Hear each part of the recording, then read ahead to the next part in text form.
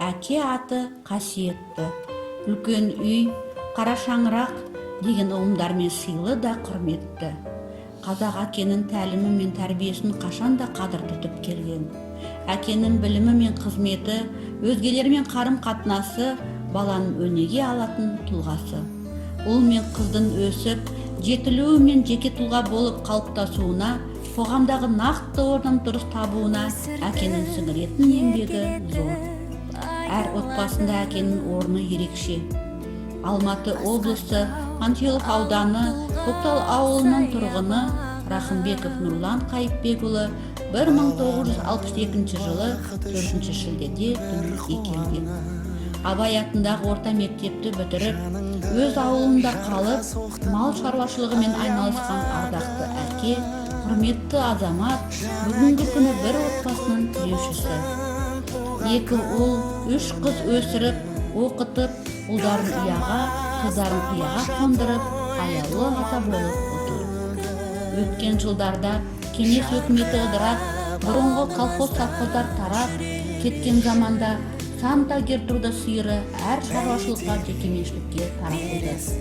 Ең соңғы табындары Көктал совхозы 2003 жылы таратылып, қалғаны совхоз малшысы Рахымбеков Нұрланның еңбек ақысы есебінде еншісіне 30 бас аналық сиыр берілген. Совхоз таратылғаннан кейін Нұрлан аға өз жеке шаруа қожалығын құрып, Рахымбеков атындағы жеке шаруа қожалығын ашып, ауыл тұрғындарын жұмыспен қамтып отырған азамат. Бүгінгі күні 100 гектар жер, оның 20 гектар егістік жер және қоражайы бар. Сол кездегі 30 бас ірі қарасы бүгінгі күні 120 бас асыл тұқымдық аналық болды. Халқымыздың ізгі мұраты өз жерін, өз елін көркейту. Нұрлан ағамыз өзінің осы міндетін күш-жігерін салып атқаруда. Сол ерен еңбегі үшін талай марапаттарға ие болды. Тек қана жақсы маман, туған жерінің патриоты ретінде ғана емес, бұл кісі өз отбасын аяулы әке, қадірлі ата, отбасының тірегі, сүйеніші болып отыр. Әке әркімге қымбат.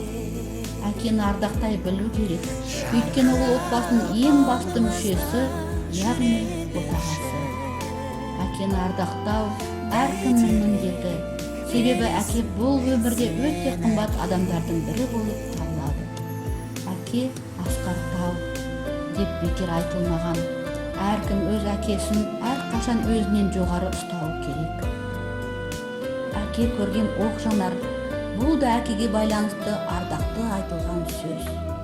Әкенің бойынан күш-жігерді, батырлықты, батылдықты, қайсарлықты, білімділікті, барлық қасиетті көруге болады.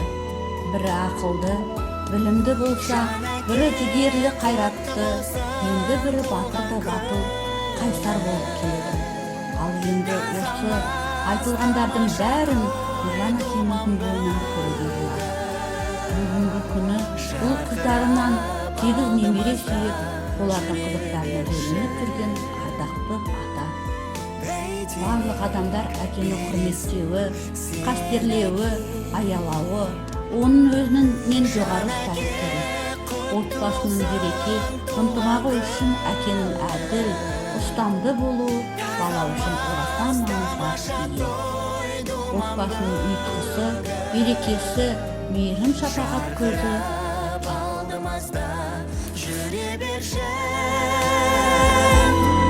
Бәйтерек белесің сен әке, жарқырап алдымызда жүре берші.